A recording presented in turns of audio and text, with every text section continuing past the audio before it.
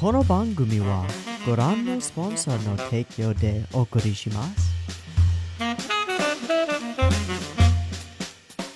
Alrighty, welcome everyone. I'm Teeaboo and I am back from the grave. It has truly been a full week since I've sat down to record anything, and almost a full week since I've sat up at all. I have been bedridden and very ill, and not in the green spiked hair, spiked studded collar type of ill way. I've been really fucking sick, and also not in the spiky hair, tattoos kind of way. Got sick a few days after a party with a bunch of a birthday party with a bunch of children, and so maybe causation, maybe correlation, who knows. But I don't generally get super sick, and I got super sick for the first time in a long time, in well over a year, maybe over 2 or 3. Full suite of fever, chills, excruciating body aches were the worst part of this one. It started as like sore throat, and like a worse sore throat than I've usually had. But it morphed into like fevers, in and out of consciousness, chills, and these body aches that were just hellish. It was like I had to lay down because I couldn't do anything else, but I couldn't find a comfortable way to lay down. So I ended up just kind of living off of Tylenol for a couple of days and staying passed out. And that seemed to work okay, because here I am. I'm back a full week later to watch some Great Pretender, and I feel fucking great. I feel wonderful. Still have a little bit of a cough just because there's some residual shit going on, so apologies if I sound nasally or if I start coughing in the middle of the video. Just straight up can't help that, but at least I'm back and alive and able to think and move and do things and stuff, which is super wonderful. Also, really didn't help that it has been like rainy and cold and dreary for the last few days, so it's been that whole, I've just had a week of feeling like shit and everything in the world being pretty shit. Highly don't recommend that.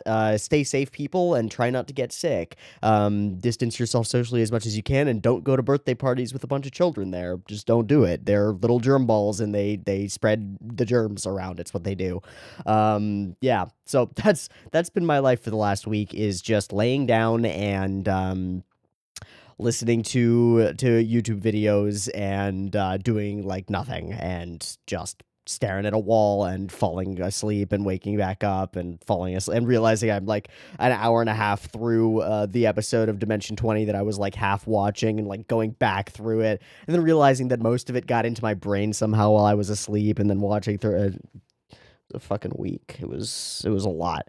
Anyway, we're back on the normal situation, the normal schedule, and should be back on the grind here to get out some quality content a little bit late for all y'all.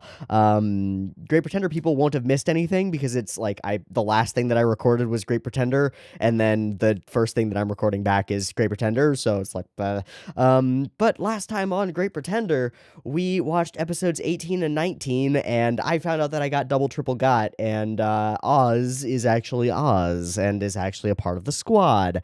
Who would have thought?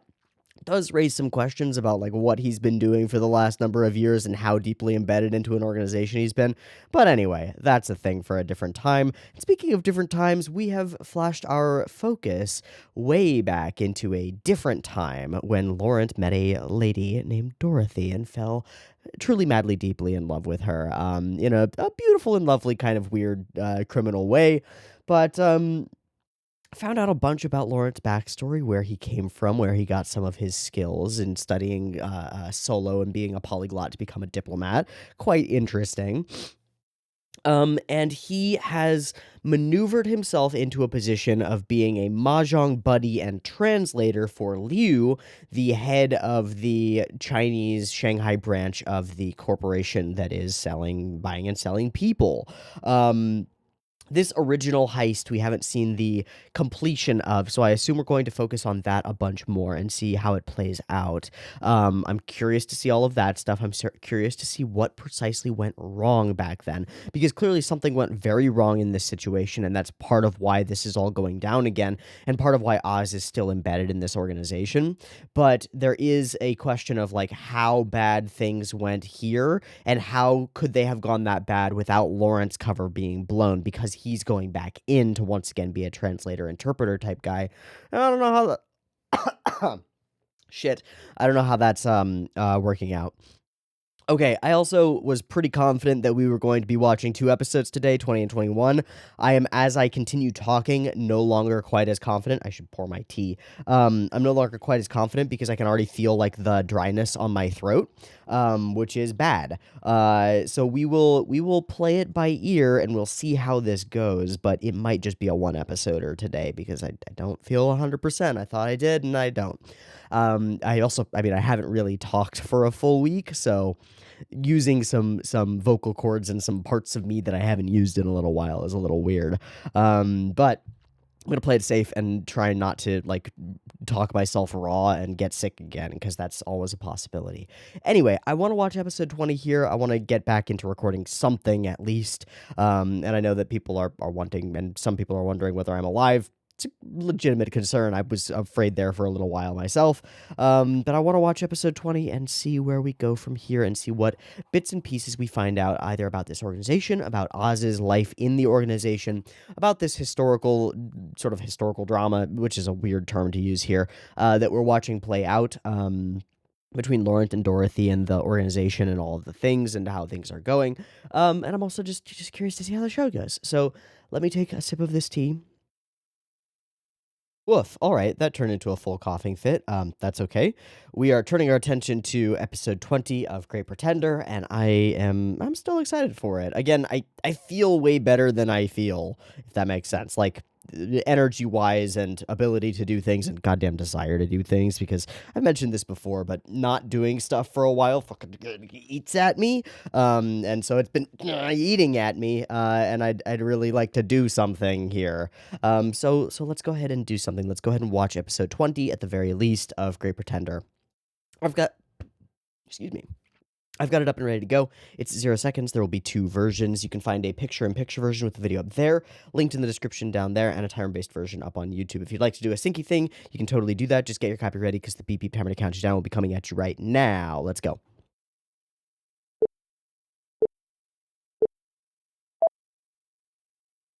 Ooh, bright and pretty. Right, we're running that scam.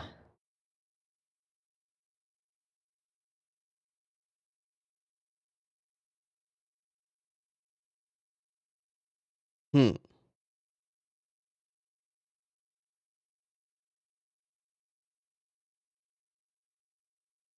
Aw, small money.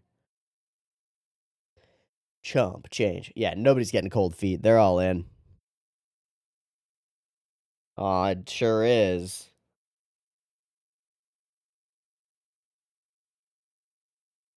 Cheers, cheers. Full JoJo character. Okay, who is she talking to? There. I don't know.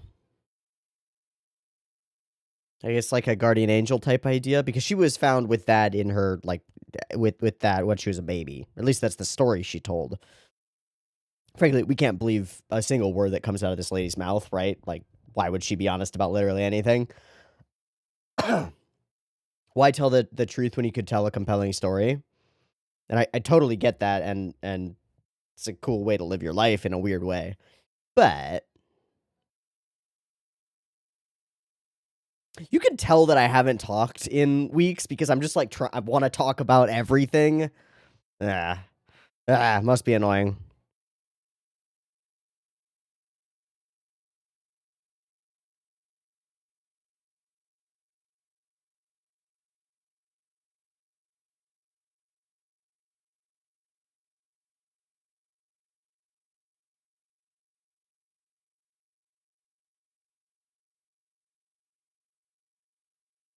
I like that skyline. Ah,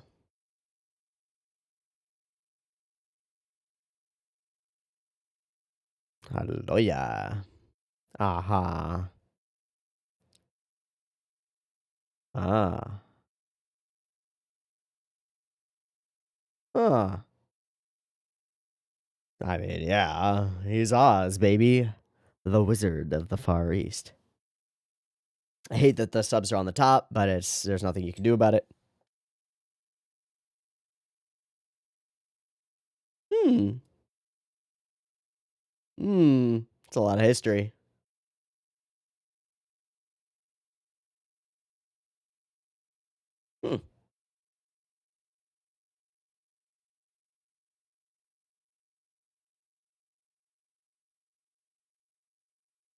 Boom.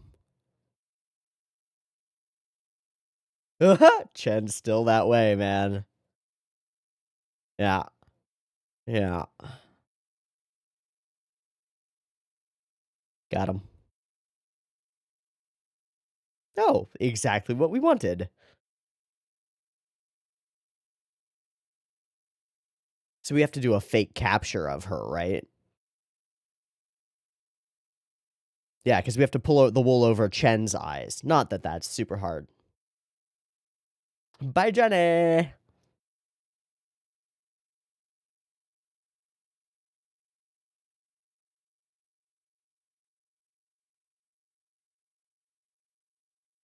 Yeah, peaceful country. That was a cool angle.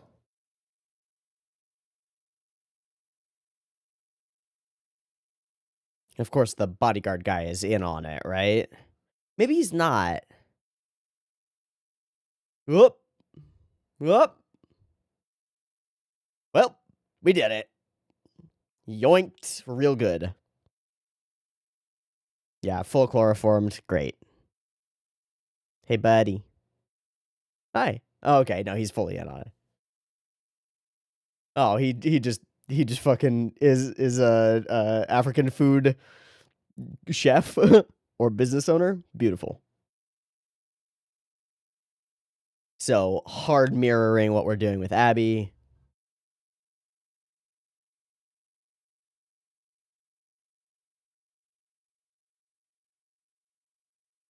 Ew. Heh. Yeah, he's gonna fucking kill you. Uh-oh. Uh-oh. Ding. Oh, that was easy. Now we gotta get the girl out.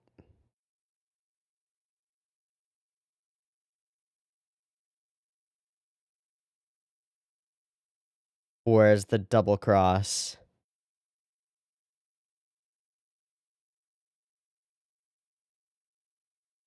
Okay, Chen didn't see that. Wow, that color change. That's beautiful. Yeah. Oh, okay. Yeah, that's a little suspicious.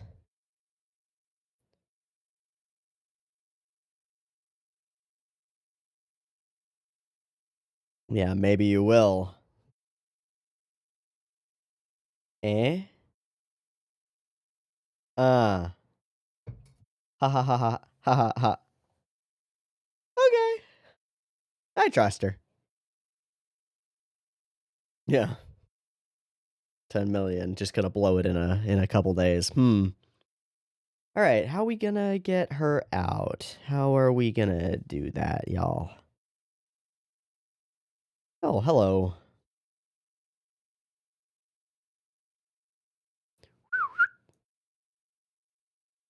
Uh,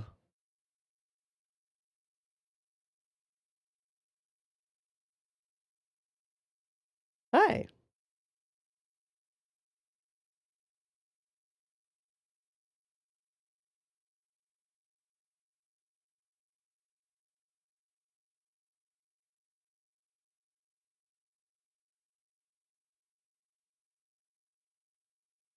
Nah, nah,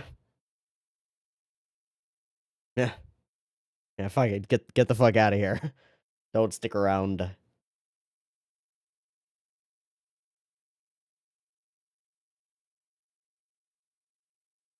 That shirt, by the way, is really cute. Ah, I do love soup dumplings. Yeah, so far. She's still in fucking jail, dude. All right. Yeah, that's, you're being cute. Yeah, we're doing this. We're being cute. Guess there are no cameras at the moment.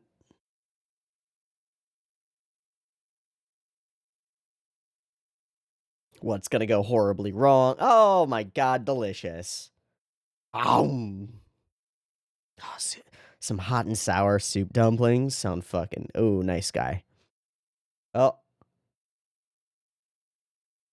Oz got caught.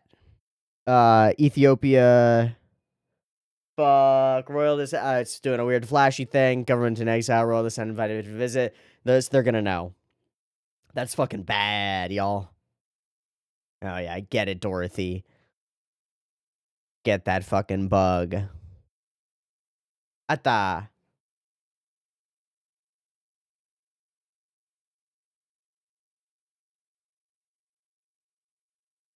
Uh-oh.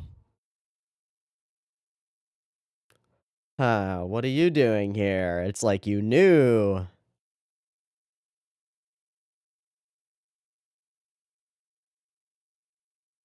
She's out of the cell, dude. Up. I mean, I guess you can't really fight Chen, right? Oh, hi, buddy. Run away. So, they all are made by that, right?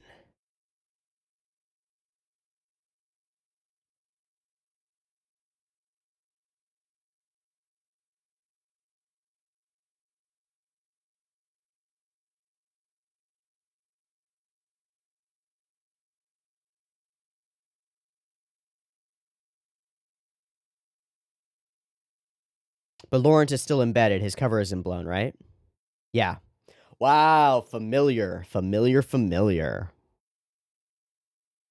Identical, actually. Different color on the water, but otherwise identical.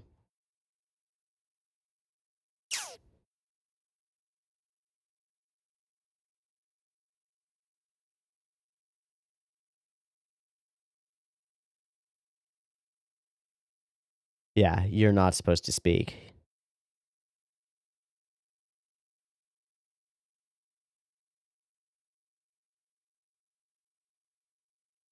Not yet. Fuck.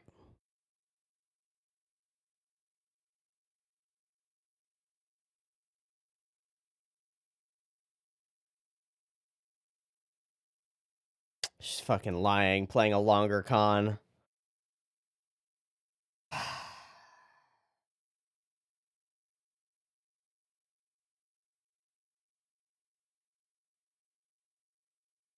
It's not true either, is it?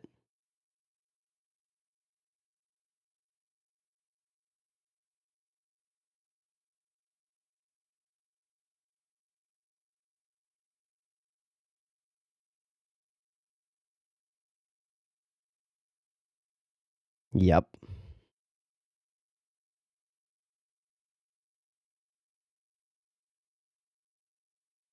We're gonna watch her get her fucking brains blown out, huh? Well, bam. I'm waiting for it. Oh, Jesus. She speaks Chinese. Enough to tell you that.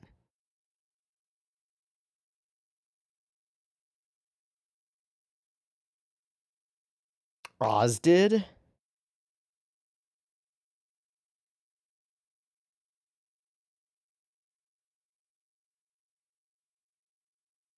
He's covering.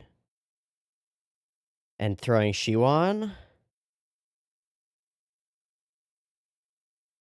Whoa. The wizard, dude. The fucking wizard.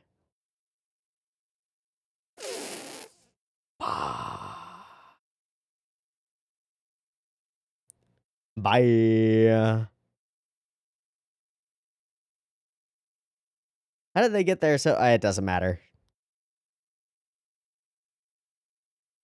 Ugh. Ooh, I don't like that scene. Ooh. Ooh, clever. Wizard, clever setup. I cast Feign Death.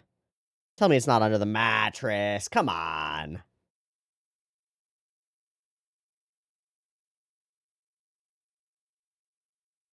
Oh, you guys are still out there on the boat? Probably.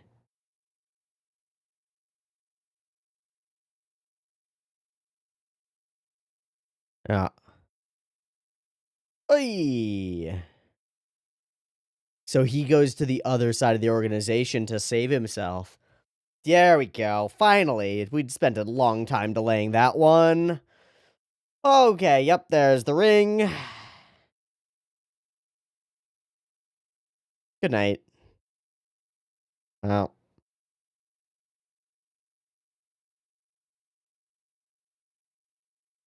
Ah! Alright. Ring by your foot. Bye-bye. Yeah, no. Not a chance. Unless there's a not. No, she's dead. Unless there's a. No, she's dead.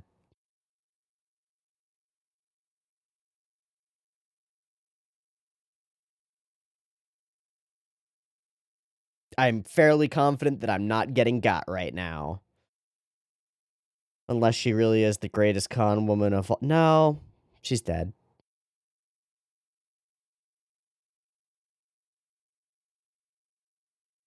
Yeah, how did that happen?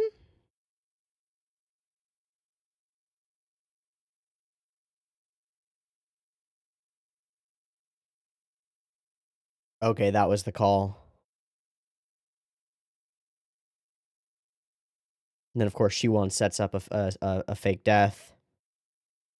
And he goes to jail for Suzaku in order to entrench himself in Suzaku and survive. And Laurent is part of the organization, but...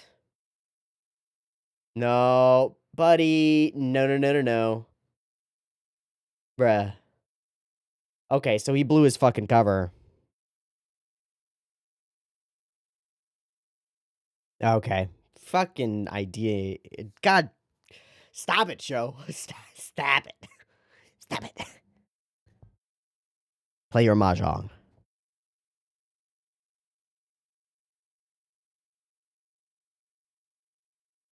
His mom's dead, though. Hmm.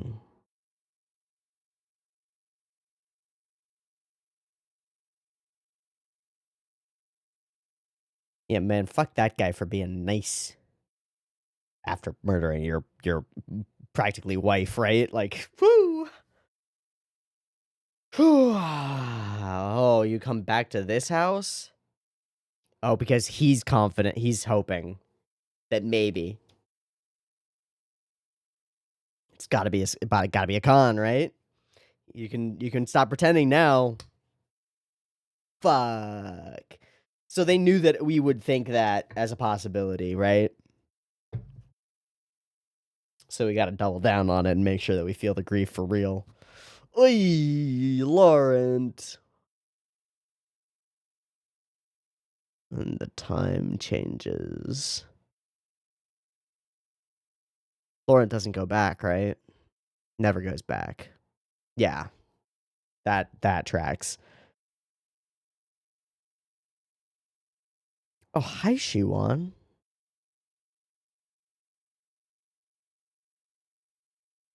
Oh, hey, buddy. Yeah.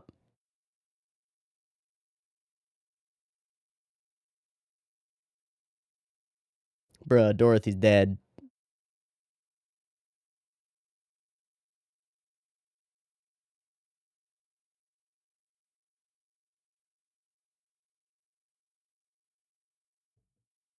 And so we begin planning. Aha. Aha.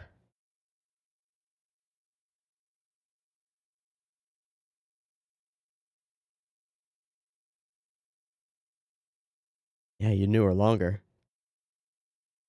All right, whichever.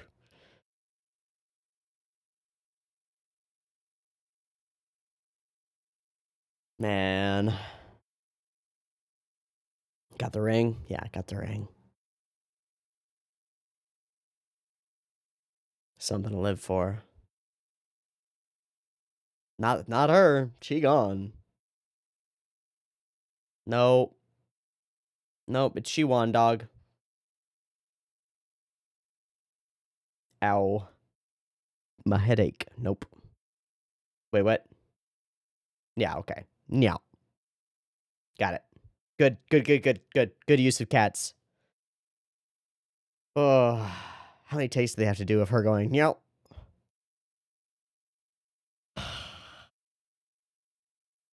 Buddy old pal. Homie old friend. Doodly McBro. Shit. We're gonna get him.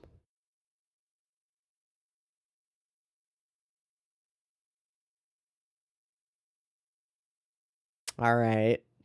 Yeah, okay. Yeah.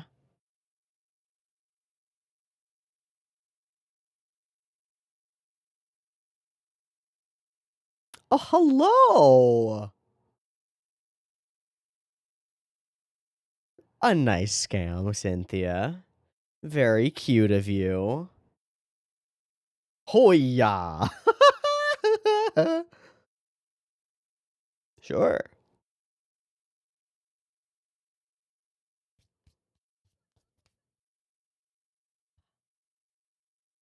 Eee!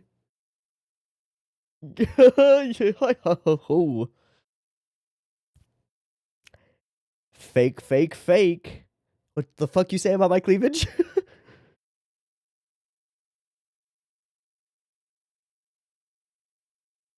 Gathering the team. Hi, Oz.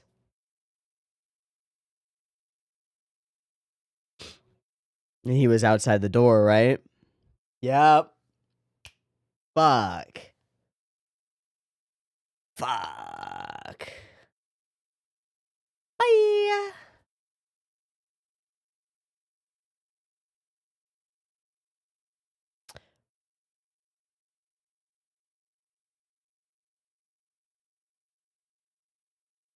Oh, gosh. Uh, oh, okay. Yeah, have fun trying. Thank you. Still a fucked up way to get money and might backfire soon. Not at all. I mean, so I'm still gonna resist.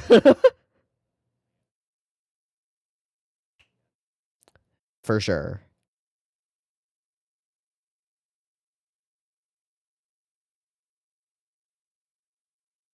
This is Oz.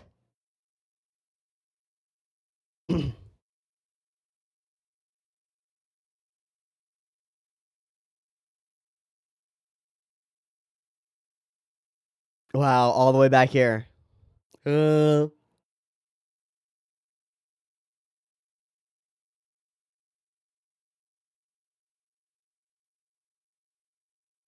it all circles back around.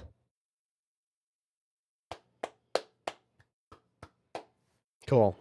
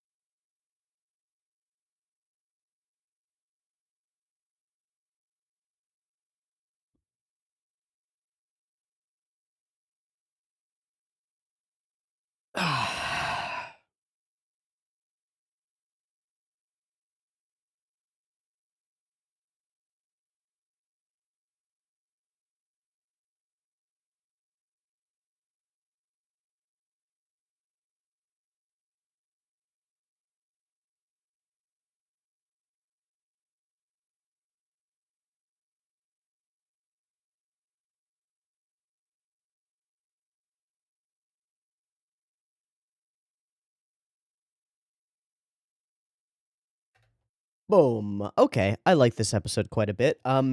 This is probably where we should have left off last week because this clearly marks the return to the present storyline, the present timeline. And I think based on how I feel and how my voice is doing and all that stuff, this is probably where we're gonna leave off this week, which I'm sorry, but that's the way it's gonna be. And that's why. Um, I really like this episode.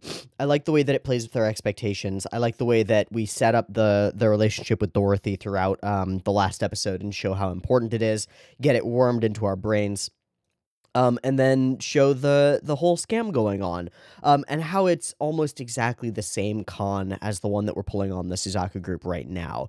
I also think that this whole episode is chock full of some of the cooler backgrounds that we've had in a little while, just in terms of, like, colors and feeling, and, like, the angle here is really cool, and the way that we watch the car, move by, the van that comes from here, move by down this angle is really neat.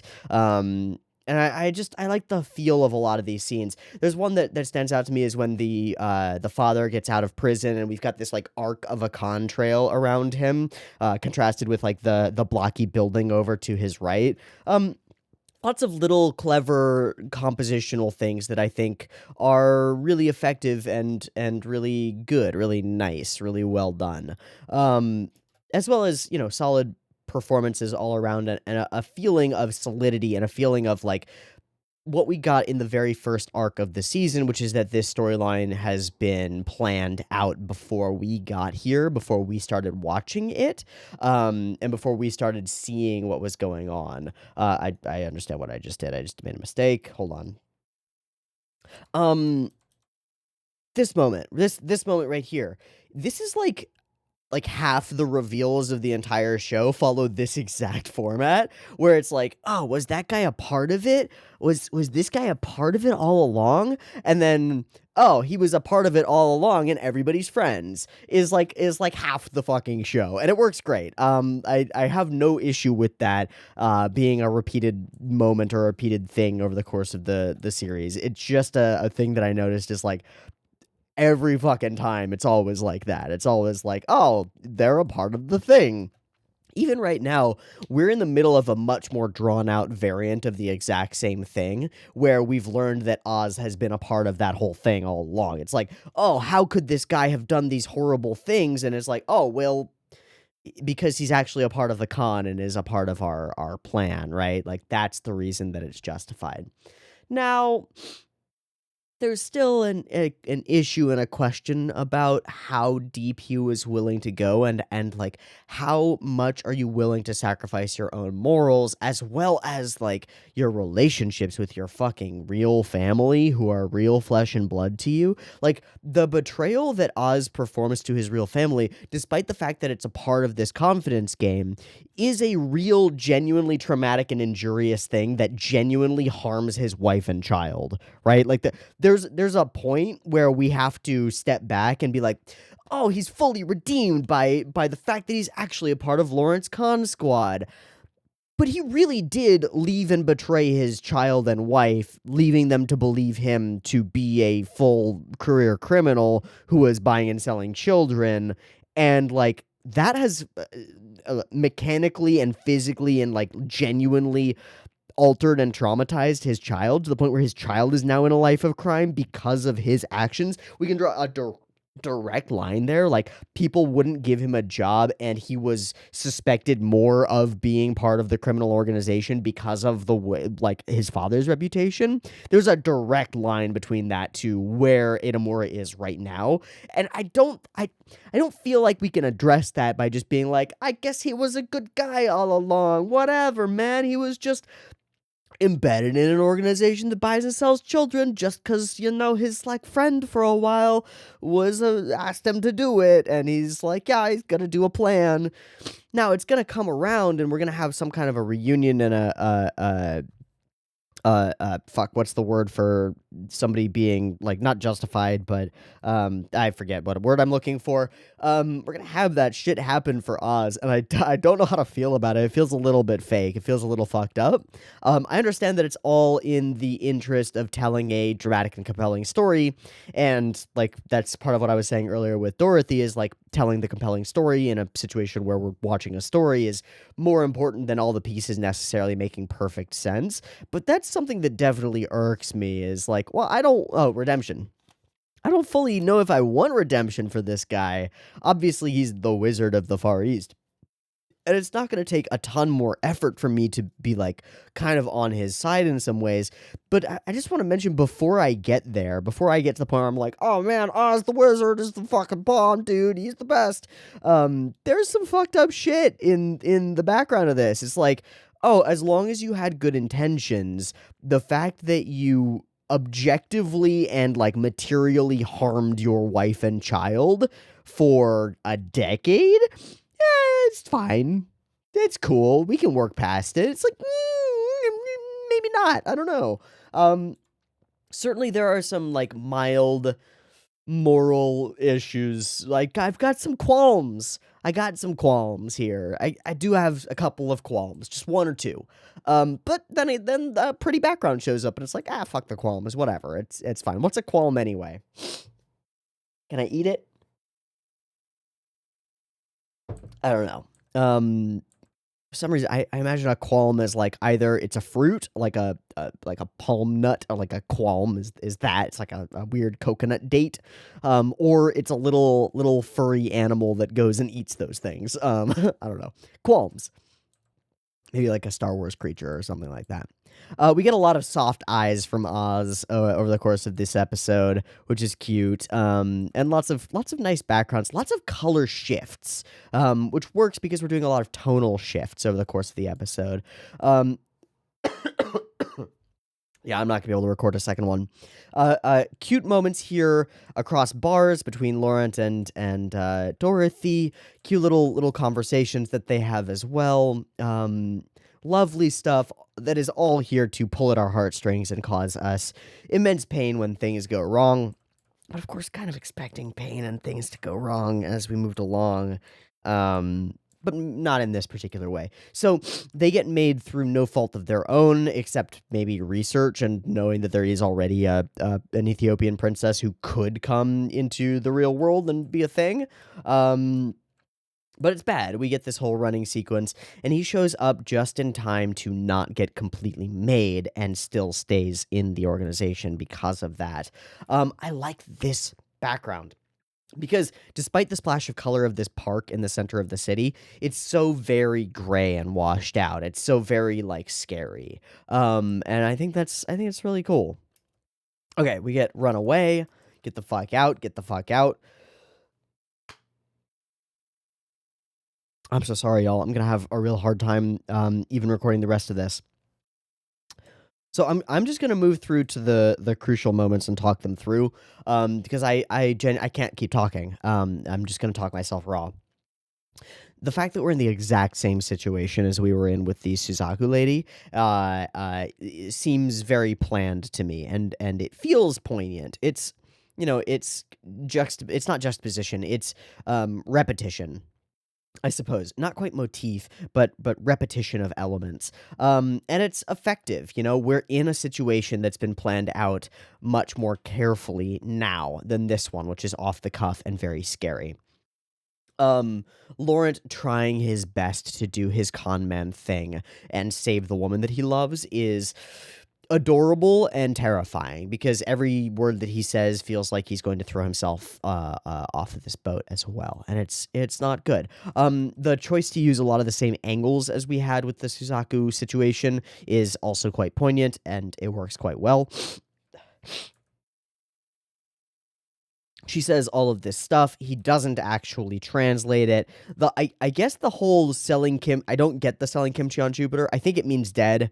I think that's the idea. Is that it means dead, or she's just saying like fuck it, it's all fine. This is all a setup. So this is a clever moment, because here at this moment we are meant to believe that she is going to be shot on camera in this scene right here. That's what this scene is for. Like, this, where she makes straight eye contact with us, is a scene that you have seen before in crime film and other media, because we're going to go here. She's going to say it really was a blast. We're going to look at his horrified face. We're going to cut to this close up of her eyes, and we're going to, there will be a bam, and then we'll cut to black, right? Like, that's the scene. That's how it plays out every single time. We don't quite play it out that way. So it continues drawing out this suspense in a way that's not like the most clever ever that I've ever seen, but it's pretty clever and it's effective. It's using things and expectations, and subverting those expectations in what I will call at least an effective way. And I have to salute and applaud that when I see it, because it is effective. It works. Okay, so Oz just called. Oz is also trying to wizard his way into saving her, and played me like a cheap fiddle, and also drops that, like, I'm sure the imposter princess didn't know either. No way. So tells them where Kim Shi-won is, and of course Kim Shi-won gets out just in time. Magical. How do we do that? And sets up this whole thing with the around the corner explosion, and some Jane Doe wearing the same clothes that she is, and of course it's fake, but it's very clever and very good. And out she gets, and they get their money. So maybe, just maybe, they'll feel like they've won, and everything will be fine now, and we won't have to worry about it. Of course, not the case. So we watch the shot get fired. Blam, boom, bang, and the ring goes flying, and it's the last thing that Laurent has. The sound design here is perfect because it's silence, right? And then, of course, impacts, and everything being scary, and the whole, not rack focus, dolly zoom, on him is all just about perfect. It's just simple as can be. But there is this feeling like we've been cried wolf so many times in the show. And what I mean is, like, we literally just watched these characters die in this precise way, right? We have to make this one sink in a way that we, the audience, can believe. Otherwise, we're going to sit here, and you watched me do it, right? Like, you watched me go through this. We're going to sit here and go, really, though? She's the greatest con woman of all. I don't believe you, show. And that's not effective for the moment that we're trying to have right now, right?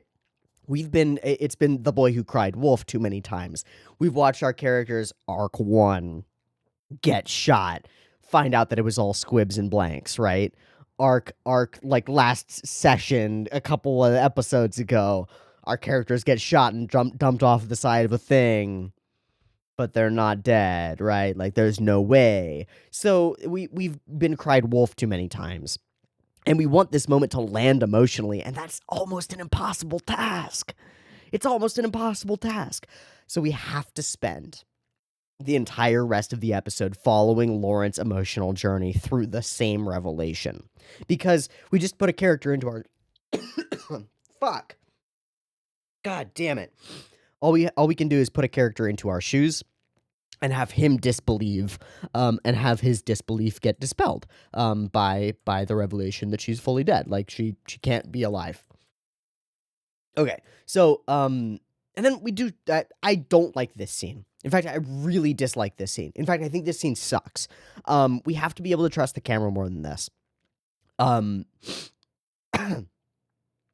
It's one thing for us to run up and stab someone in an alleyway and then find out that it was all played out so that that person would be stabbed and things would still be okay, right?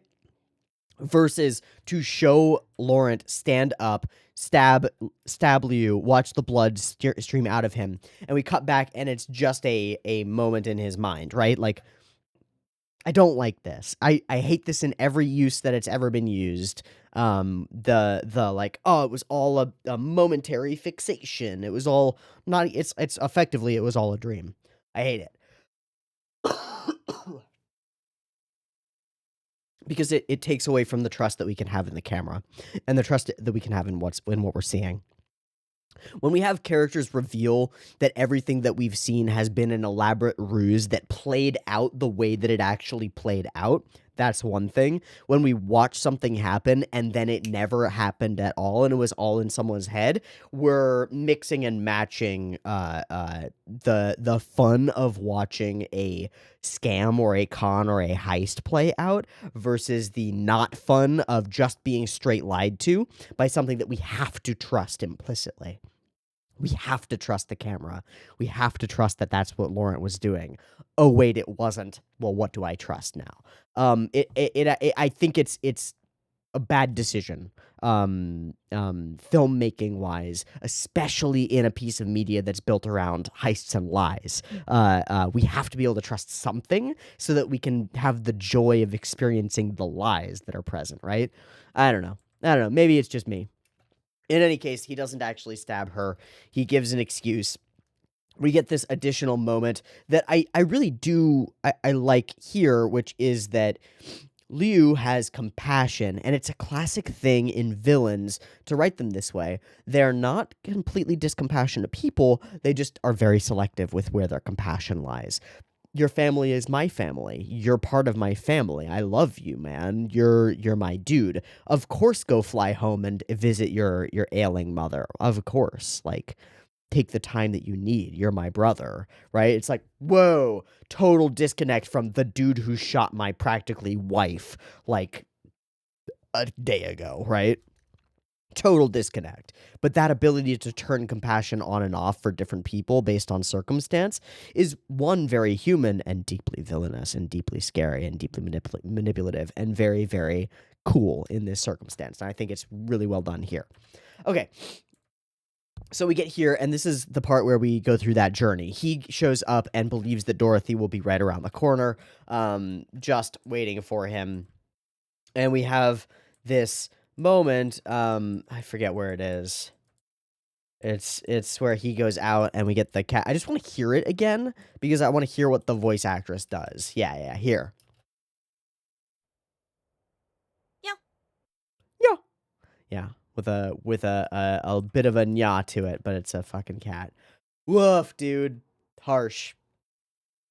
A well done scene. And it finally dispels his hope, right? Laurent loses that hope completely. And because he loses that hope completely, he can grieve. And that's what we need. We need it. Because we need this moment to land. We need this to be the motivation for Laurent spending years doing this and building a squad and all that stuff. And, like, bringing Adamura back in and Oz's whole motivation and bringing us into the final arc and the final stretch of the series.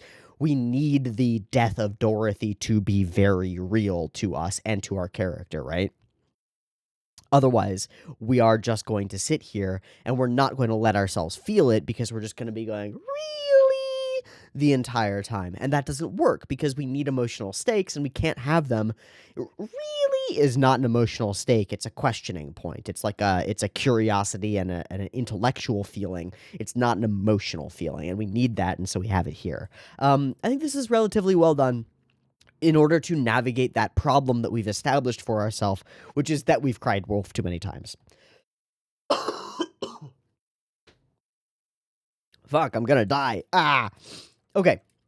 So, penitentiary, letter to Oz. Oz also looking dope with the buzz cut. Don't know why he grew his hair back out. Looks fucking sick. The whole scene where we watch Cynthia try to, like, very simply con Laurent is very sweet. It's very cute. Like, oh yeah, sure, your dying dad is okay. Yeah. Sure, for sure. Yeah. You have some money. I like this scene or this shot particularly. It's the kind of thing that would be in Kya, Framed Ink, which again, there's a lot of great composition in this show. But the idea that we would mix and match, literally this page, that we would mix and match like curved structures in skylines and stuff, and this that we have on screen is my white balance went crazy because I held up a white camera to the light. Like this in the show is it's pretty on the nose. It's like a literal white line contrail. We're showing like curves in clouds here with a line over it to demonstrate what we're talking about, versus like blocky structures to create focus, and stuff like that. This is a cool scene. It reads of freedom in this moment. Like, this is the restraining solid block in the corner, but then also all our lines sort of center in on him, and there's still like weight on him in terms of like compositional weight. There's still weight on the shoulders of this character. I think this is one of my favorite framings of a scene that we've had since like episode fucking 1, where we talked quite a bit about Adamura sitting in the chair with like the curves behind him and all the like isolating structures and the red shadows behind him. This is a cool piece of compositional art, and I like it quite a bit. Obviously very simple. This like contrast, freedom, like closed inness, but then also he's like isolated in the center, and like there's still a narrative, like a weight on him that is very hard to express. Like, it's not like there's a literal anvil that we can point at and be like, that's the thing that's on top of this character, but we see him like gazing toward the freedom that's exhibited by this curve that is also part of a plane that is like freedom and distance and leaving in the sky and openness. But then feeling very constrained by what he must do next is the way that I read it. And I think it's very effective. And we see what he ends up doing next, right? He goes and is contrite here, but can't face his child and can't face but does he face his wife? Is that what we're to read here? Is that he goes into the room with his wife? I'm not sure, but I think so. That's interesting. Okay, so she's in fucking Brooklyn. Okay, great. This whole idea with Abby is very fucked up, but also, yeah, she can do what she wants. And Oz gets back into the organization, and we bring it all back around with the music swelling to bring it back around, and also showing off the first scenes, and we're making the whole thing play out. And it's all sort of circular and all ties back in with itself. I think it's a clever episode. I think there are some like serious difficulties with this episode. Primarily that we have to make this emotional moment with Dorothy land, and we can't because we've seen it before and it didn't land before, right? Like, oh, it was shocking, but then we undercut it with showing that it wasn't real, and now we have to prove that it's real, and that's fucking hard. And there are a couple of little mistakes, I think, not considering them necessarily mistakes, but things that I don't think lend themselves to the goal that the show has. Particularly the scene where Laurent fake stabs Liu is, I think, a mistake. I think it's just something that should be left out. But good episode. I can't talk anymore. I'm going to cough my lungs out.